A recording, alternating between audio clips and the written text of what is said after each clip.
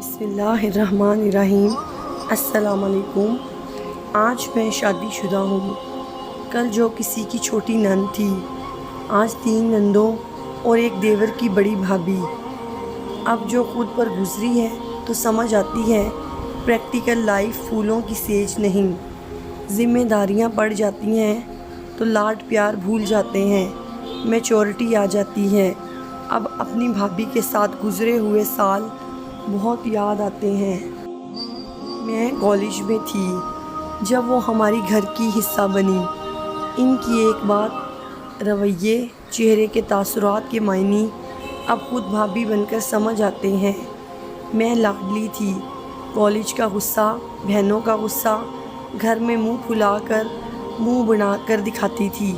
بھابھی ڈرتے ڈرتے ہی بات کرتی کہ یوں نہ ہو غصے میں ان کے ساتھ بدتمیزی کر جاؤں۔ آج جب نندیں یہی میرے ساتھ کرتی ہیں تو سمجھ آتی ہے کتنا دکھ ہوتا ہے جب اپنے سے چھوٹے سے ڈر کے احتیاط سے بات کرنا پڑے۔ جب پارٹی اور پکنک ہوتی تو بھائی سے خوب پیسے مانگتی تھی۔ لگتا تھا بھابھی پریشان ہو رہی ہیں، ان کو جلانے کے لیے مزید ڈیمانڈ اور ضد کرتی۔ آج سمجھ آتی ہے جب میرے اپنے شوہر کو اپنے بہن بھائیوں کی پاکٹ منی، میرے اور گھر کے خرچے مینیج کرنا ہوتے ہیں۔ بھابھی جلتی نہیں تھی، وہ اپنے شوہر کے لیے اداس ہو جاتی تھی۔ جب غصہ آتا تھا تو میں بھائی سے اونچی آواز میں بات کرتی تھی۔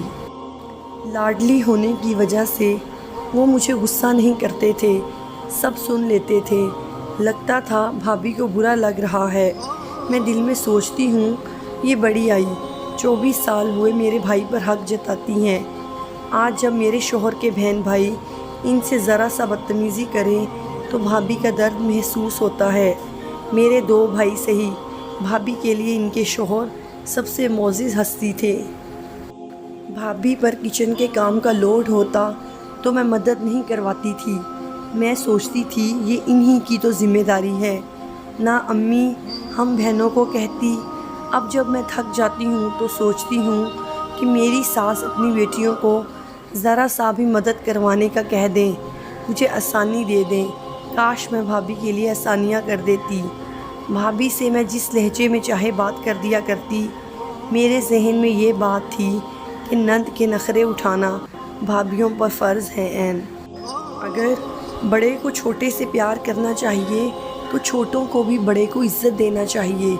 بڑی باجی ہفتے سے بھی زیادہ رہنے آتی تھی۔ بھابھی جب کچھ پکاتی، باجی کو کبھی نمک صحیح نہ لگتا، کبھی روٹیاں کچی، کبھی آئل کم۔ مجھے کبھی بھابھی پر غصہ آتا۔ اب محسوس ہوتا ہے کہ جب کوئی محنت سے کام کرے اور اس کو حوصلہ افزائی اور تعریف کے 2 بول کی بجائے تنقید سہنی پڑے تو کیا بیتتی ہے۔ بھابھی جب پریگننسی میں تھی اور ہمیں اپنے کسی درد یا تکلیف کا بتاتی تو لگتا اوور ریئیکٹ کر رہی ہیں۔ سبھی عورتیں اس مرحلے سے گزرتی ہیں۔ اب پتہ چلا کہ پریگننسی کتنا کٹھن مرحلہ ہے۔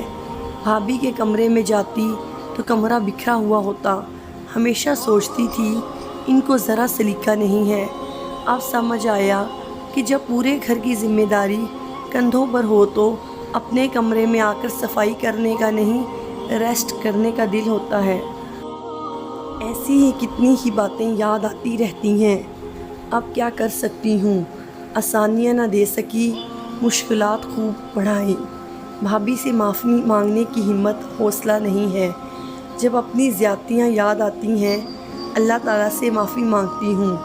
جب امی کی طرف جاؤں بھابھی کے لیے کوئی تحفہ لے جاتی ہوں، زیادہ دن کے لیے نہیں جاتی کہ ان پر بوجھ نہ ہو۔ جب بھی جاؤں ساتھ کچن میں مدد کروا دیتی ہوں۔ میری امی تو کہتی ہیں کہ اپنے گھر سے تھکی آئی ہو، آرام کرو، لیکن مجھے ایسے آرام میں کوئی راحت نہیں ملتی۔ رہنے جاؤں تو بھابھی کو سبزی کاٹ کر فریز کر کے دے آتی ہوں، وہ کچن میں مصروف ہوں۔ ان کے بھتیجے کو نہلا دھلا دیتی ہوں یا کسی بھتیجے کو پڑھا دیتی ہوں، کوئی نہ کوئی آسانی کر دیتی ہوں۔ بھابھی میرے آنے سے بہت خوش ہوتی ہیں، بلکہ خود بار بار دعوت دیتی ہیں۔ امی ان سے میرے اور میرے شوہر کے لیے خوب اہتمام کرنے کو کہتی ہیں، لیکن میں ان سے سادہ کھانا ہی بنواتی ہوں، پھر خوب تعریف اور شکریہ ادا کرتی ہوں۔ چھوٹی ایک غیر شادی شدہ بہن کو سمجھا کر آتی ہوں کہ پڑھائی کرو لیکن ان کو بھی آسانی دو۔